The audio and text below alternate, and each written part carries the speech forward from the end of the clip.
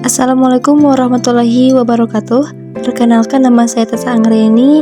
Saya mahasiswi STAI Darul Pahala. Nah, di sini saya akan membahas sedikit tentang konsep dasar kepemimpinan. Oke, yang perlu kita pahami pertama yaitu pengertian atau definisi dari leadership. Apa itu leadership? Yang pertama, leadership dalam bahasa Indonesia diartikan sebagai kepemimpinan. Jadi, leadership itu sama dengan kepemimpinan. Yang kedua, leadership merupakan fenomena interaksi sosial yang kompleks dan sering kali sulit dibaca. Yang ketiga, kepemimpinan merupakan kemampuan dan kesiapan seorang untuk mempengaruhi, mendorong, mengajak, menuntun, menggerakkan, atau memaksa seseorang atau kelompok agar mau menerima pengaruh, selanjutnya berbuat sesuatu yang dapat membantu tercapainya suatu tujuan tertentu. Dalam kepemimpinan juga bisa diartikan yaitu kemampuan untuk mempengaruhi perilaku seseorang atau sekelompok orang untuk mencapai tujuan tertentu pada situasi tertentu. Kepemimpinan merupakan masalah sosial yang di dalamnya terjadi interaksi antara pihak yang memimpin dengan pihak yang dipimpin untuk mencapai tujuan bersama, baik dengan cara mempengaruhi, membujuk, memotivasi, maupun mengoordinasi. Teman-teman sekalian, adapun kepemimpinan dalam Islam disampaikan bahwa Abdurrahman Asyarqawi tahun 2010 pada bukunya mengatakan, sepertingga Rasulullah terjadi kekosongan kepemimpinan, terjadi beberapa gesekan bagi mereka yang masih hidup, seperti halnya udara yang masuk dari ruang kosong yang saling bertabrakan, hingga akhirnya disepakati Abu Bakar sebagai khalifah pertama.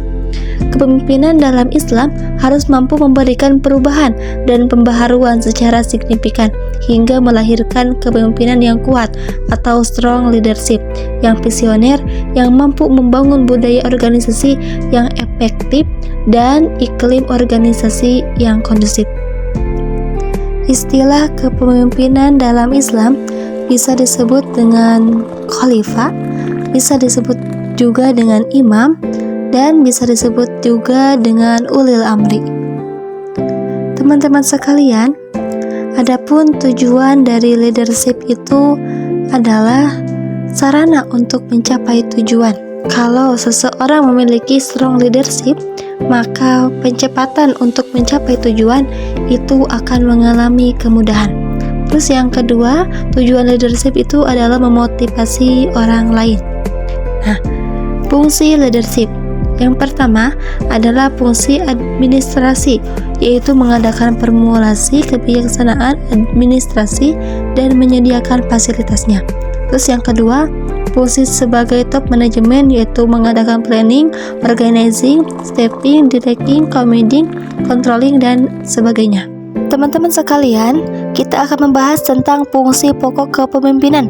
Yang pertama adalah instruktif, yaitu kepemimpinan berfungsi sebagai komunikator yang menentukan perintah, deskripsi, dan cara mengerjakan perintahnya, waktu, tempat, membuat laporan.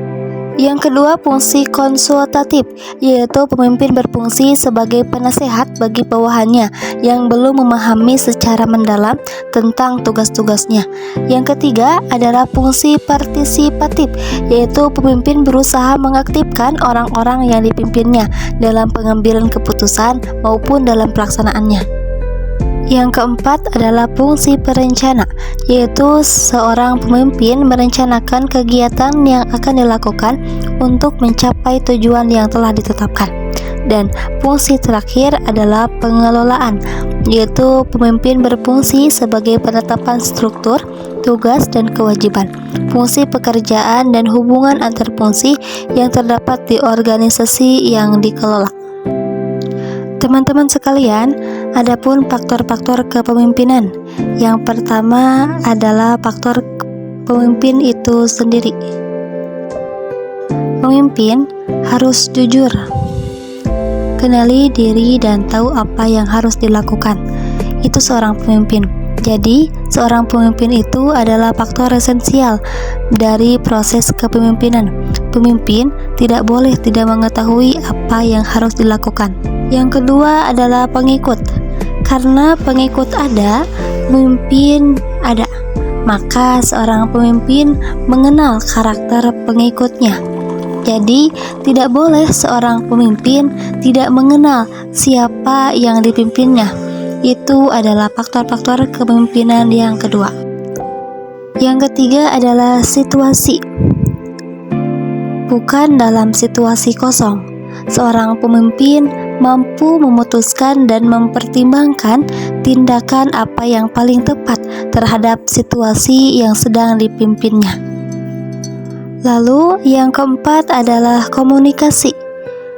Seorang pemimpin adalah seorang komunikator yang handal, komunikator yang mampu menyampaikan argumentasi ilmiah atau argumentasi logisnya, baik secara eksternal maupun internal. Itu adalah keempat faktor-faktor kepemimpinan. Nah, di sini ada sebuah video tentang kepemimpinan.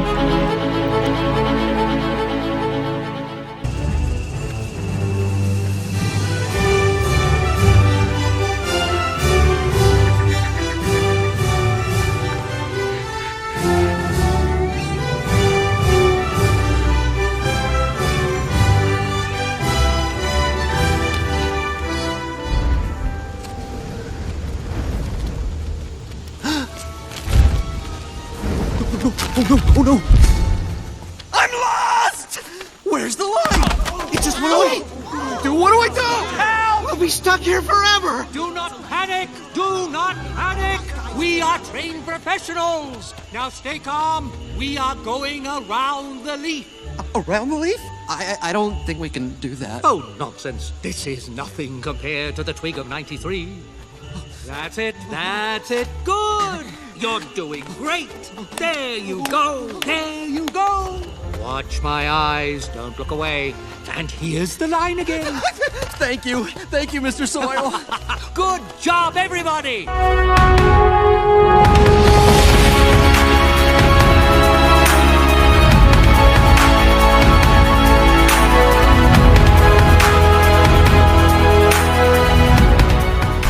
Sekian dari saya, mohon maaf bila banyak kesalahan. Akhirul kalam, wassalamualaikum warahmatullahi wabarakatuh.